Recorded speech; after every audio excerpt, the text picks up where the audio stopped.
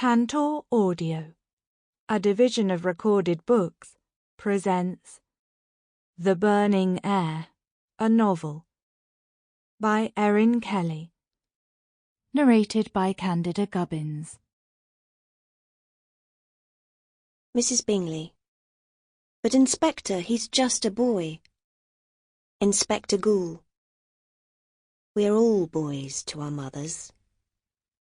J.B. Priestley and Inspector Calls. Lydia. 1. Saxby Cathedral School, 15th of January, 2013. I mean this to be my confession and my apology. I write it in secret when Rowan is at work. The first day of a spring term, he said at breakfast. I'm halfway through my year of lasts. He's talking about the academic year, of course. For him, the year begins not when the calendar changes, but in September, when the school fills again. He is proudly institutionalized after 50 years here. I won't be here to see him retire in July. These are days of lasts for me, too. I have eaten my last Christmas goose, sung my last Auld Lang Syne, and paid my last visit to Devon. Enjoy your day, darling, he said, as he shrugged on his gown and straightened the only tie he has ever owned. I waited until the door of our apartment had closed behind him, and I heard his footsteps across the quad.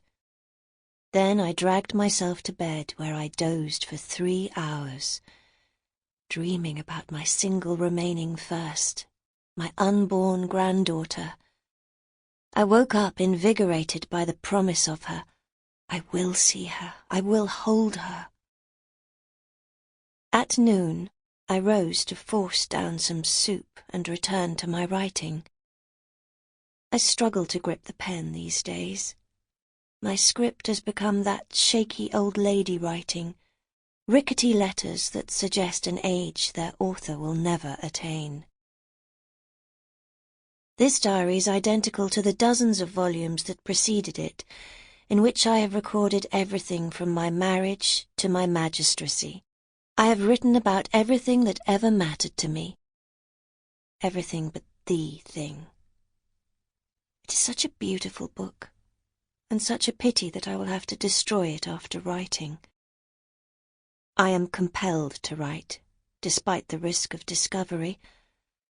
I can't say why, only that the compulsion has been with me since my diagnosis, and gathers strength daily. Comparisons with the tumour are grimly inevitable. Until I have written, I can't know whether I will give the words time to breathe on the page, or tear the paper from its binding before the ink has dried. What I do know is that it can never be read by eyes other than mine. This I will make sure of. It's strange, but in a way I would rather the confession were made public than read by my family. Our reputations would suffer. My career on the bench would be retrospectively undermined, as would Rowan's relationship with the school. But beyond that, nothing. What I mean is no conviction. The law I broke was relatively minor, and in any case it comes down to that slippery fish, intent. Until officers of the law learn to read minds, I will remain unpunished. Public judgment is as nothing compared to what Rowan and the children would think of me if they read my account. Reputation is one thing. Family is quite another. Family matters. It would destroy each of them for different reasons. It is not vanity, but love for them that calls me to preserve their image of me as decent and truthful. Of course, it was love for my children, love for my son, that caused me to act as I did.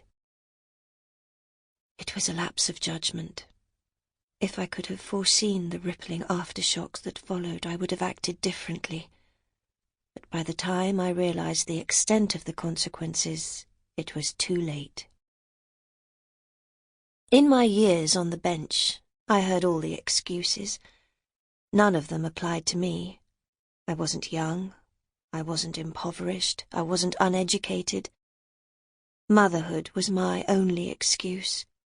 I was trying to do right by my son, and it made me momentarily blind to the interior laws I have always tried to live by. We all want the best for our children, but I crossed the line between protection and offence. The cathedral clock has just chimed twice. I have no more time to write today if I am to keep my appointment. I am ashamed of the relief I feel. My confession will have to wait for another of my borrowed tomorrows. For now, I will lock my diary and call a taxi to take me to the hospital. I should be back before Rowan knows I was ever gone. My doctor disapproves of my decision to keep my illness from my family. But why put them through months of preemptive grief? I don't believe that sharing my diagnosis would prepare them for life without me, and in a sense I have been doing that, for my children at least, every day of their lives. A good mother loves fiercely, but ultimately brings up her children to thrive without her. They must be the most important thing in her life, but if she is the most important thing in theirs, she has failed. Sophie. 2. The 29th of January 2013. They say that you forget the pain, that the survival of the species depends on it. In the morning, Sophie was still telling herself that it was not a pain but a sensation. Perception was all. Reframe it as an intense sensation, a necessary part of the process, and it wouldn't hurt. She paused on the threshold of the hospital, inhaled, exhaled, and allowed herself to experience the sensation, which was in any case only a false alarm. Practiced contractions until the real thing started, and completely normal. Inhale, exhale, straighten up, keep going. Saxby Wellhouse Hospital was built in the Victorian High Gothic style. Little natural light made it through the pointed arch windows into the atrium, which was as vast as a cathedral, its tiled floor scuffed by shuffling feet, whose owners, both patients and their relatives, moved their lips as if in silent prayer. A young nurse in scrubs laid a hand on her forearm and said, "Are you all right, love? Do you want the maternity ward?" Sophie looked towards the gleaming white corridor that led to the modern extension of the birthing unit. "No, thank you." With a leaden heart, she persevered into the dark architecture that housed berths opposite. There was a queue for the lift, and anyway, she did not think she could bear to be still and enclosed, even for the short journey to the second floor. The stairs were shallow, and her midwife had encouraged her to keep active. She was glad of the excuse to pace, to fidget, to maintain the perpetual kinesis that she sometimes felt was the only thing stopping her from screaming. Sophie used her left hand to pull herself up, her right hand on her belly. The banister was old, worn smooth, although every now and then her fingers would jolt against a brass stud that some 19th century killjoy had put into the wood to stop people sliding down. She paused halfway up to catch her breath, reassured to feel the baby kick sharply in protest. When you were in real labour, they slowed down.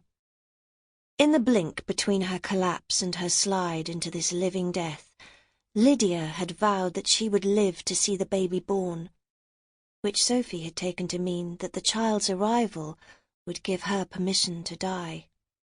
She would happily stay 9 months pregnant forever, if that was what it took to keep her mother alive.